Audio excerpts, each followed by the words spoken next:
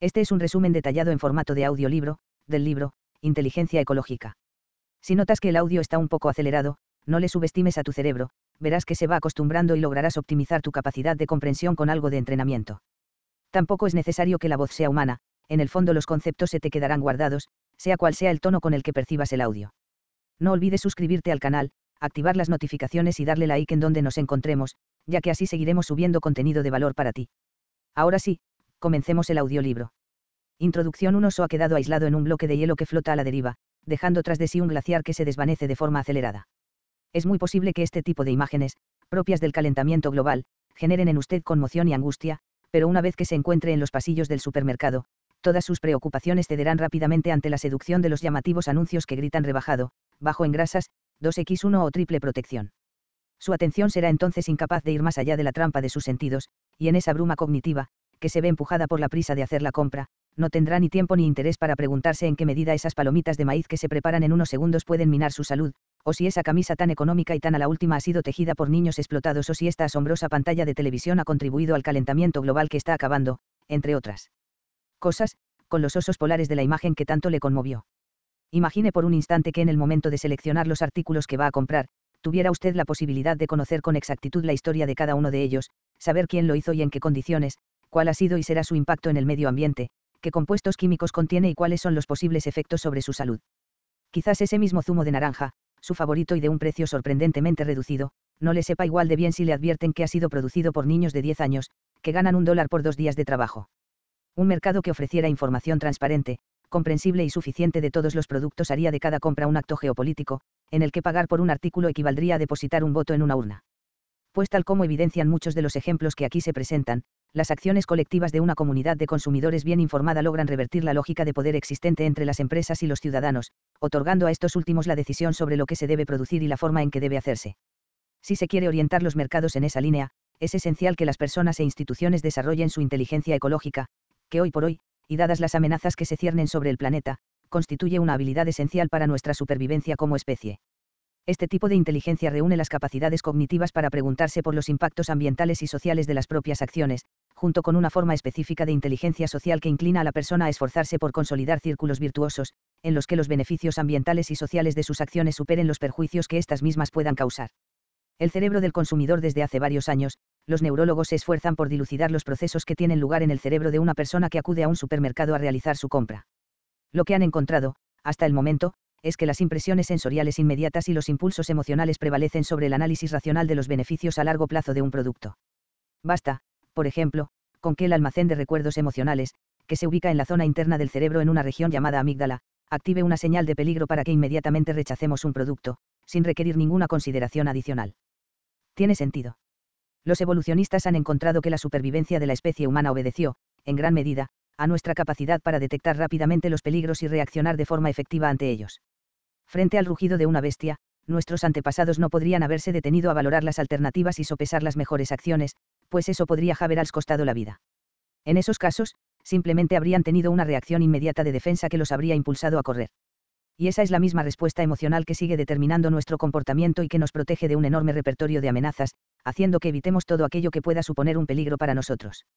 El único inconveniente es que, si bien nuestro sistema integrado de alarma perceptual está programado para advertirnos en un gran abanico de eventualidades, no incluye los riesgos a los que nos enfrentamos en el tiempo presente, y cuyas consecuencias no suelen ser inmediatas sino diferidas en el tiempo. Fuimos diseñados para correr ante el gruñido de una bestia, pero no para sentir pavor ante la presencia de un juguete cuyos vivos colores se han obtenido con partículas de plomo. Fuimos programados para huir ante la amenaza instantánea de ser devorados, pero la sutil exposición a productos nocivos que pueden desencadenar todo tipo de enfermedades, por lo general más dolorosas y letales que la mordedura de un perro, no es capaz de activar nuestro sistema intuitivo de alarma.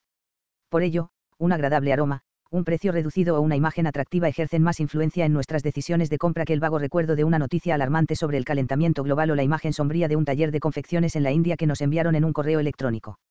Sin embargo, el cerebro siempre puede aprender y desarrollar hostilidad hacia algunas eventualidades cuyos perjuicios no saltan a la vista. Y la experiencia ha demostrado que esas averchans adquiridas pueden alcanzar la misma fuerza que un repudio natural como el que sentimos ante el olor nauseabundo de una fruta podrida y pueden, por lo tanto, constituirse en poderosas fuerzas del mercado. Algo así fue lo que sucedió en 2007, cuando los medios de comunicación estadounidenses desplegaron sus armas contra una serie de productos alimenticios para perros, pastas dentífricas y juguetes con un alto contenido en plomo, procedentes de China, por sus efectos nocivos para la salud. Fue tal el poder de esta noticia, que los consumidores comenzaron a sentir rechazo hacia ese tipo de productos y los vendedores se vieron obligados a introducir la etiqueta China Free para recuperar la confianza de sus clientes. El sistema cerebral de los consumidores, regido por el impulso emocional de la amígdala, no se detenía a discernir entre los juguetes chinos buenos y malos, ni tampoco a considerar que hay otros igualmente tóxicos que no proceden de China, simplemente incorporaba la señal de alarma y predisponía contra el ataque, haciendo que la gente sintiera miedo frente a los productos chinos y, en consecuencia, dejara de comprarlos. Cuando los riesgos invisibles de un producto se hacen visibles para el cerebro humano, la persona puede incorporar esa información a su sistema emocional de alarma y desarrollar una aversión hacia el producto en cuestión.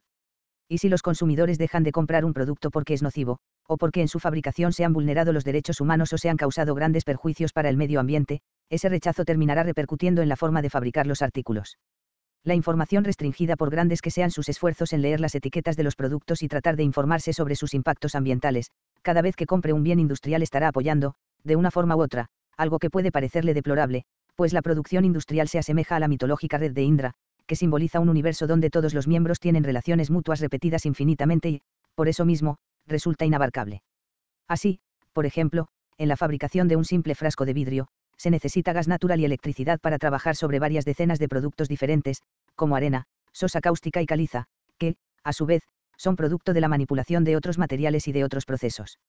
Así pues, una gráfica de los 13 procesos más importantes para la fabricación de estos recipientes pone de relieve la existencia de 1959 unidades de proceso distintas, cada una de las cuales, a su vez, está compuesta de innumerables procesos subsidiarios. La conciencia de esta complejidad es la que ha dado origen al movimiento de los Freegan, cuyos miembros han llegado a la conclusión de que, al estar inmersos en un modelo capitalista de producción y consumo, el único camino viable para limitar los impactos perjudiciales de sus acciones consiste en reducir al mínimo su consumo de recursos.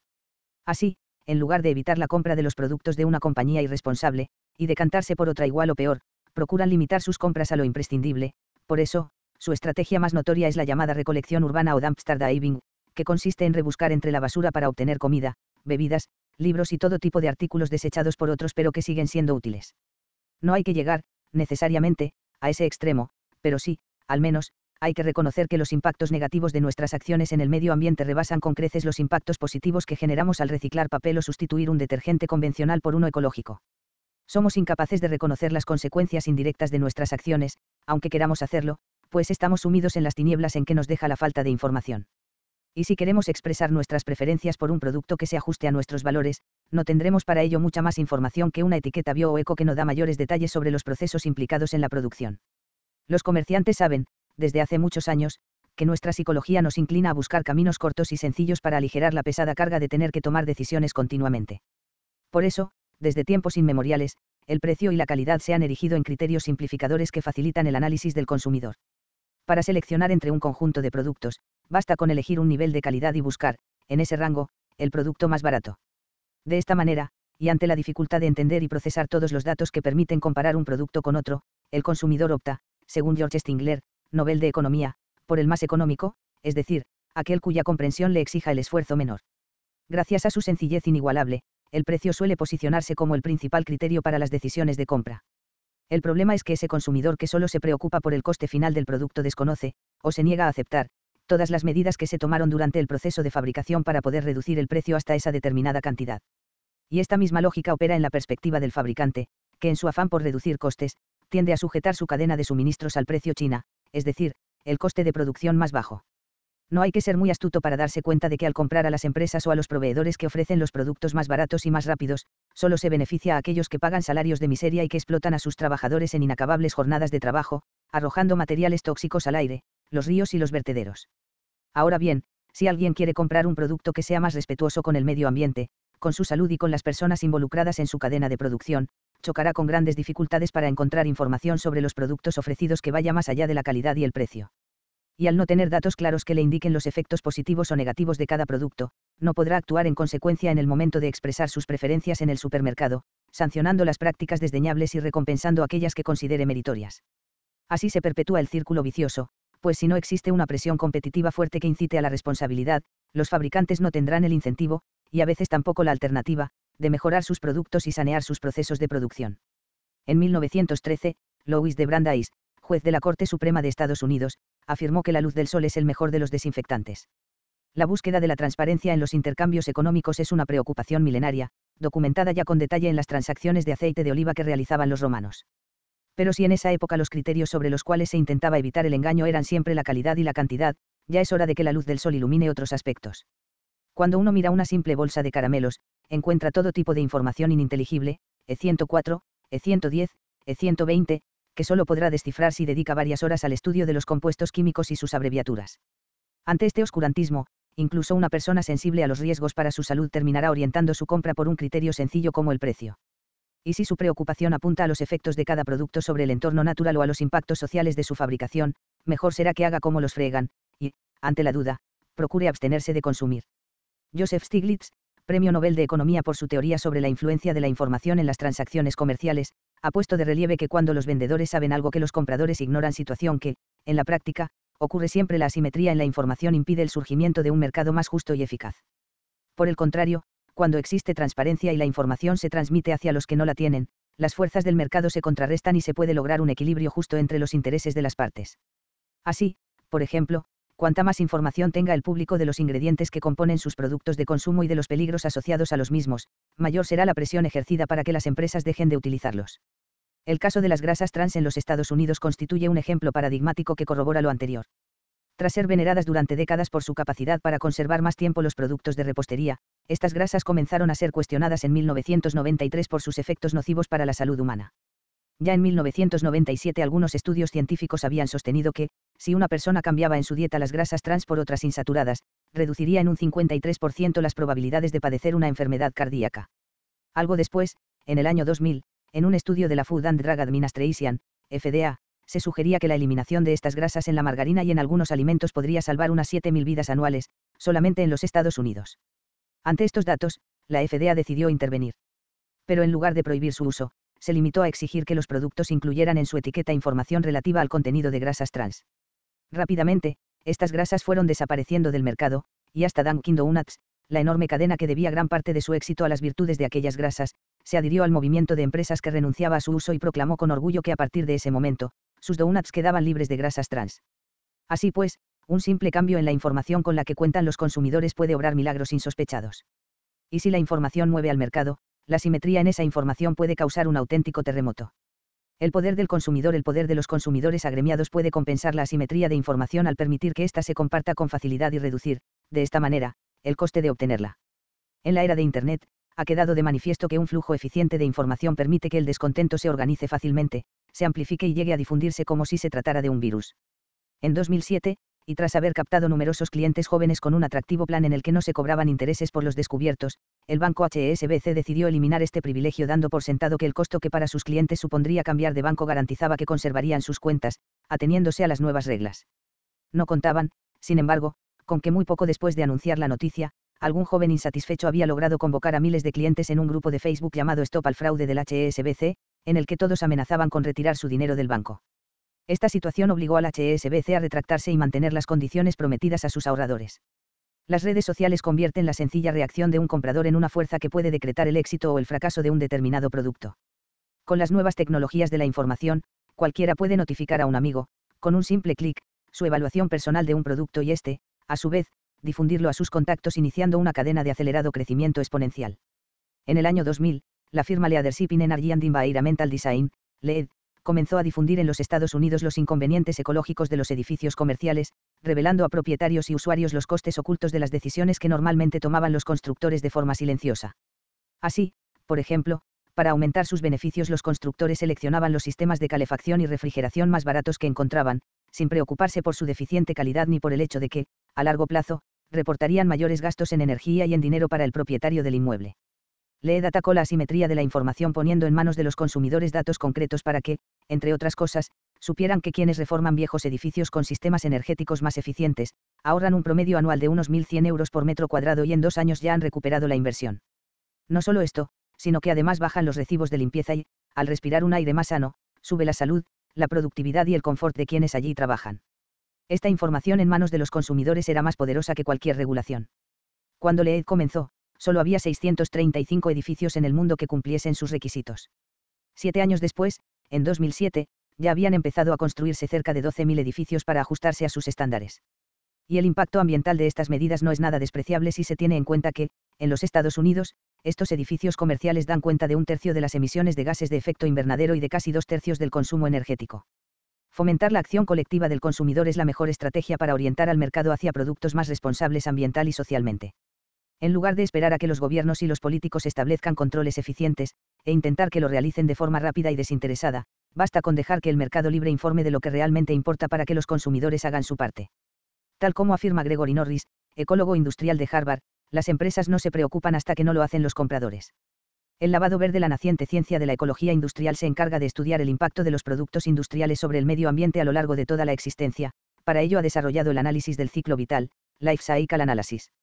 Así, por ejemplo, para estudiar el impacto que un automóvil ejerce sobre el medio ambiente, este tipo de análisis intenta explorar la profunda red de relaciones que intervienen en su creación, conservación y desaparición, en términos de materia prima consumida, cantidad de energía y agua utilizadas, ozono requerido por las reacciones fotoquímicas, contribución al calentamiento global o toxicidad liberada al aire y al agua, entre muchos otros.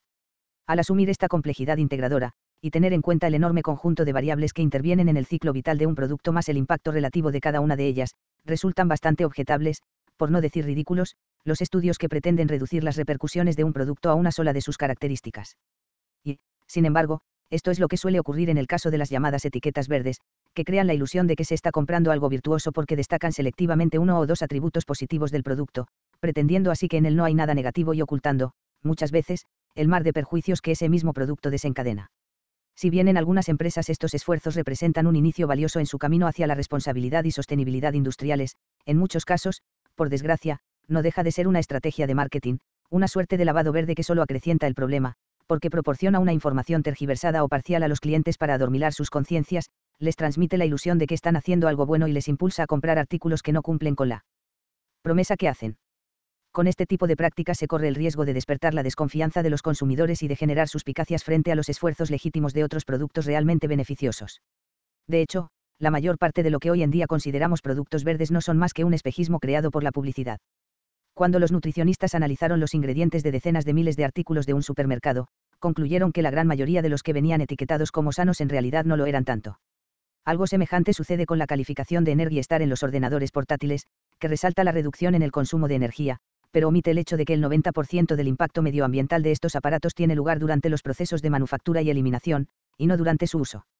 En esencia, las camisetas teñidas siguen siendo tan peligrosas como siempre, aunque sean de algodón orgánico, y los donuts libres de grasas trans continúan siendo una mezcla poco saludable de grasas, azúcar y harina blanca.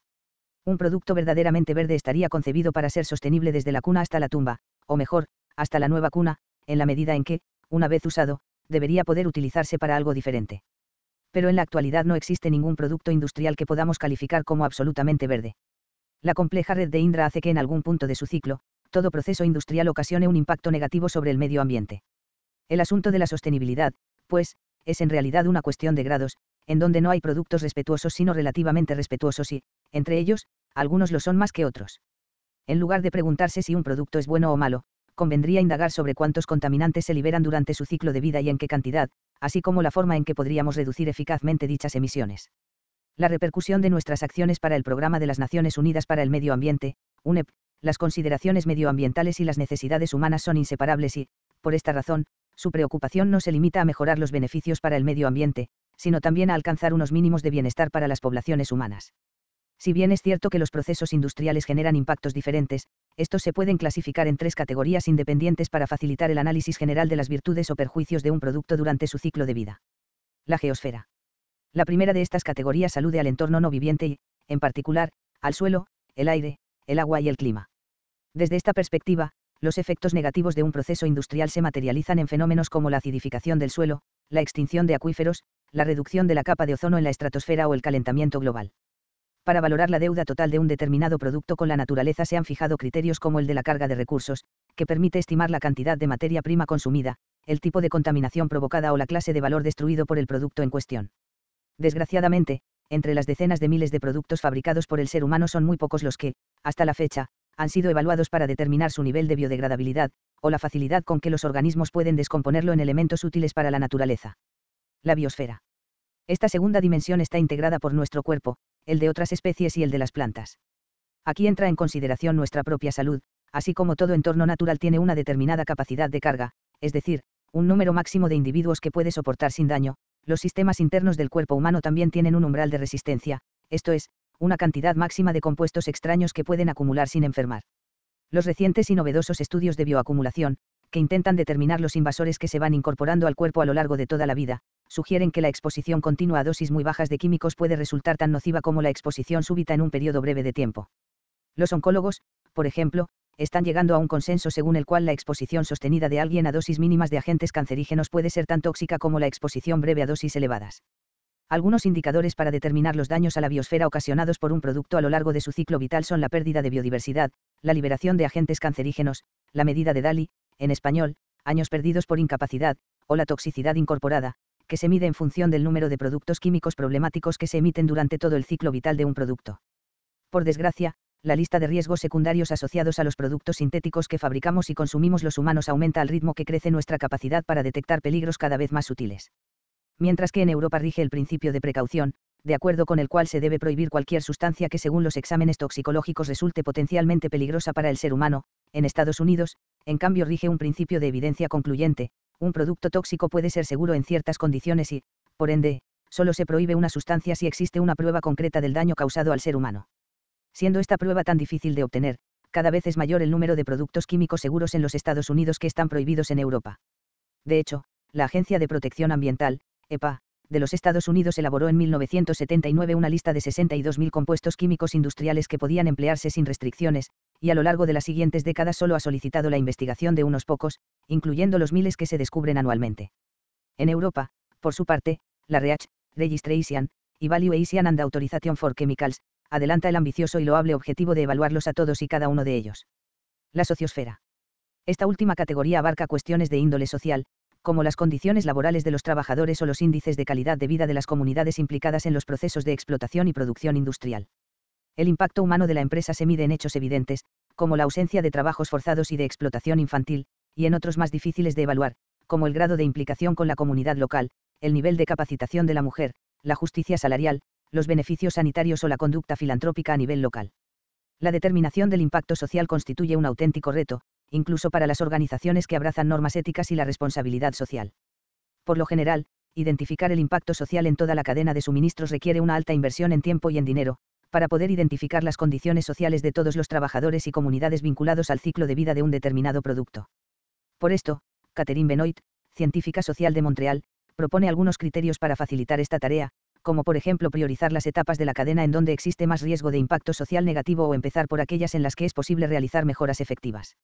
Las tres categorías presentadas están íntimamente relacionadas entre sí, de modo que cuando el análisis de un producto o una industria se limita a observar una de ellas, no logrará sino un fragmento de la imagen completa y, muchas veces, esta miopía le costará el éxito en sus pretensiones. Un ejemplo muy visible lo ofrece la creciente industria del ecoturismo, que se anuncia como una forma responsable de viajar preservando el medio ambiente y cuyas virtudes, en muchos casos, se limitan a la protección de la naturaleza, geosfera y biosfera, sin ningún esfuerzo porque los beneficios de la actividad turística redunden en unas mejores condiciones de vida para los habitantes, mediante la reinversión en escuelas o servicios médicos. En casos así, habría que cuestionarse seriamente si el tipo de desarrollo que se pretende promover es realmente sostenible, cuando sucede que encarece el coste de vida de los habitantes locales sin mejorar sus salarios, aumentando por ende la pobreza, la delincuencia y los problemas sanitarios. Cuando se analiza el ciclo de vida mientras la población de Kerala, en el sur de la India, padecía una sequía sin precedentes que supuso un enorme drama social y llegó a desencadenar una epidemia de suicidios entre los pequeños agricultores, la embotelladora de Coca-Cola, ubicada en la región, aumentaba diariamente su producción. Desde hacía unos años se habían levantado voces de protesta contra la fábrica, cuyos camiones eran vistos como símbolo de despilfarro del agua y como causantes de la deshidratación crónica que comenzaba a vivirse. La empresa, sin embargo, argumentaba que obtenía el agua de un acuífero muy profundo y que su actividad no tenía relación alguna con las aguas superficiales que utilizaban los agricultores. Cuando finalmente, a comienzos de este siglo, el Consejo de Kerala decretó el cierre de la planta y las ventas de Coca-Cola cayeron en picado en toda la India, la empresa aumentó su sensibilidad hacia el uso eficaz del agua y se trazó un ambicioso reto: reducir la cantidad de agua utilizada para fabricar un litro de Coca-Cola de algo más de 3 litros a menos de 2,5. Pero al mismo tiempo, y gracias a una investigación interna que les permitió reflexionar sobre el hecho de que nunca se habían preocupado por el origen del agua y simplemente pensaban en el rendimiento operativo, decidieron pedir ayuda al World Wildlife Fund. Esta institución les permitió ampliar su corta visión al incorporar en el análisis la huella total del agua de la planta embotelladora, que incluía desde proveedores hasta distribuidores y vendedores. Así fue como supieron que el cultivo de caña de azúcar es el principal consumidor de agua en el ciclo vital y que en esta etapa se invierten más de 200 litros de agua para cosechar el azúcar que requiere un litro de la bebida. Un análisis nada trivial, si se tiene en cuenta que Coca-Cola es el principal consumidor de azúcar en el mundo. Esta experiencia abrió los ojos a la empresa y le hizo reconsiderar su posición frente a las fuentes de suministro del agua. Desde entonces, Coca-Cola se ha comprometido con la transparencia ecológica, contratando empresas auditoras que determinen el modo en que se gestiona el agua en las regiones en que operan sus plantas. Por su parte, en la planta de Kerala, Coca-Cola instaló un sofisticado sistema de cosecha de agua de lluvia y excavó un pozo para la aldea cercana que rellena diariamente con 2 camiones cisterna de agua limpia. Procter & Gamble representa el ejemplo de una compañía que ha incluido la sostenibilidad en la propia estrategia de la empresa, mediante la evaluación integral del ciclo vital de sus productos. Para lograrlo, la empresa invierte grandes cantidades de dinero en investigación, desarrollando productos innovadores y sostenibles que sean más respetuosos con el medio ambiente y, al mismo tiempo, menos costosos. Con sus estudios, Procter & Gamble descubrió que, en muchos de sus productos, los mayores impactos no se daban en la producción ni en el transporte, sino durante la etapa de uso por parte de los consumidores. En concreto, encontraron que el principal responsable de toda la huella energética de la compañía era la necesidad de usar agua caliente para que el detergente de la lavadora tuviese los efectos deseados. Así fue como desarrollaron el Tide Cold Water, un detergente que limpia eficazmente sin necesidad de utilizar agua caliente y que no es más caro que el tradicional. Según sus estimaciones, si todos los hogares de Estados Unidos utilizaran un producto así, el coste de la energía total consumida disminuiría en un 3%, ahorrándose cerca de 90.000 millones de kilovatios por hora y reduciéndose en 34 millones de toneladas la cantidad de dióxido de carbono liberada a la atmósfera. Además, se estima que el ahorro energético que supone para el consumidor no tener que calentar el agua equivale al valor de la caja de detergente. Por último, cabe destacar la experiencia del Global Social Compliance Program, creado en alianza por los 4 principales minoristas del mundo, Walmart, Tesco, Carrefour y Metro, para establecer criterios objetivos que deben cumplir todos sus proveedores, en cuanto a condiciones laborales y al trato dado a sus trabajadores. Con una estrategia de este estilo, en la que los propios distribuidores imponen pautas de responsabilidad ambiental y social sobre su propia cadena de suministros, se logra que los estándares de calidad constituyan un tipo de condición necesaria para la subsistencia de las pequeñas productoras.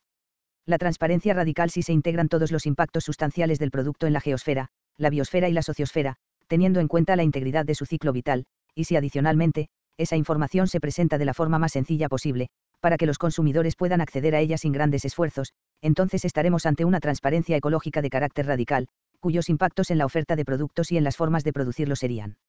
ciertamente revolucionarios. Una transparencia de esa naturaleza colocaría a compradores y vendedores en pie de igualdad y, al poner en evidencia dimensiones ocultas para tomar decisiones que no solo recompensen el precio y la calidad, sino que tomen en consideración las virtudes ecológicas del producto, daría a los compradores la posibilidad de expresar sus preferencias por productos más sostenibles, más sanos y más justos, así generarían el mejor incentivo para que productores y vendedores se preocuparan por sanear sus métodos, sus materiales y sus prácticas y por desarrollar mejores alternativas.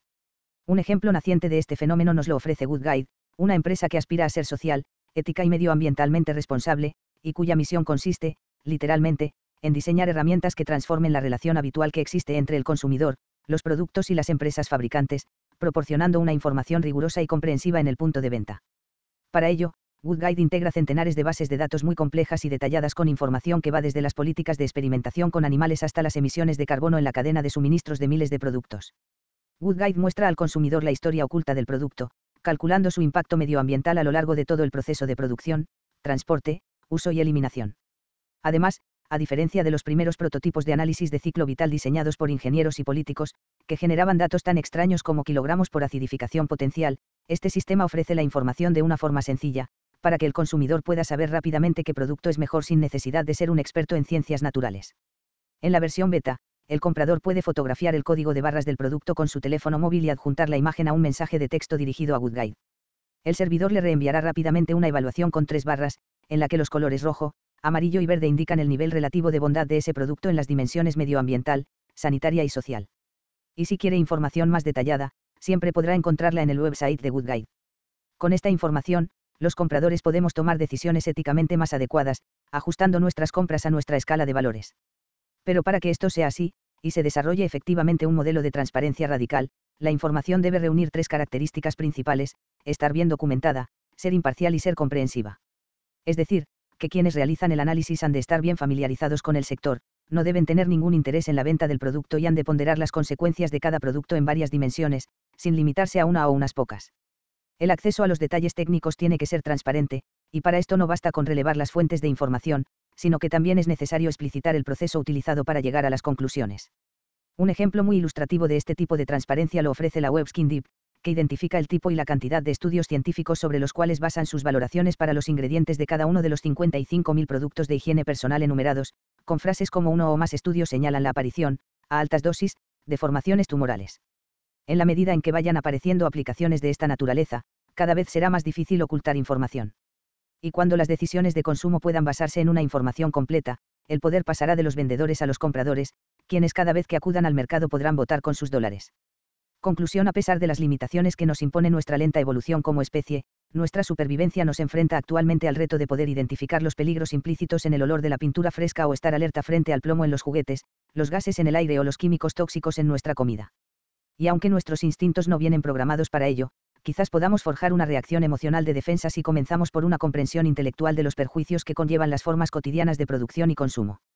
Si canalizamos nuestras habilidades racionales para evaluar causas y efectos en un esfuerzo por comprender el impacto ambiental y social de cada acción que realizamos, y a esto le agregamos una forma ampliada de empatía, que no se limite a desplegar simpatía frente al sufrimiento humano, sino también frente a cualquier forma de sufrimiento del planeta, entonces habremos desarrollado el tipo de inteligencia ecológica que nos permitirá seguir habitando este planeta. Un estudio de mercado realizado por Marks y Spencer reveló que cerca de un 25% de los consumidores no tiene interés alguno en conocer el origen ni las virtudes ambientalistas de los productos que compra, mientras que solo un 10% se preocupa activamente por encontrar los artículos éticamente más adecuados. Esto, que a primera vista puede parecer descorazonador, en realidad es una voz de esperanza, pues significa que la mayor franja se ubica en un punto intermedio. Es decir, cerca de 2/3 de los consumidores se preocupan por las cuestiones éticas, pero no quieren complicar sus decisiones. Ahí, en esa inmensa mayoría cuya preocupación ecológica puede ser débil pero latente, lograría el mayor impacto un sistema que desvele de forma clara y fácil la información del ciclo de vida de cada producto. Un modelo de transparencia radical que, al promover la inteligencia ecológica de los consumidores, y al darles fácil acceso a los conocimientos que requieren para tomar decisiones responsables, haga de estos una fuerza transformadora de los mercados. De ser así, se superaría el dilema clásico de las empresas entre hacer las cosas bien y hacer el bien, es decir, entre aquellos que sostienen que el único fundamento de la empresa es el beneficio y los que afirman que el mundo empresarial debería asentarse en la responsabilidad social, pues se abriría un tercer camino en el que hacer las cosas bien sería sinónimo de hacer el bien. Solo entonces aquella regla general a la que se atenía la industria del siglo pasado, según la cual cuanto más barato, mejor, quedaría definitivamente superada por esta otra: sostenible es mejor, más sano es mejor y más humano también es mejor.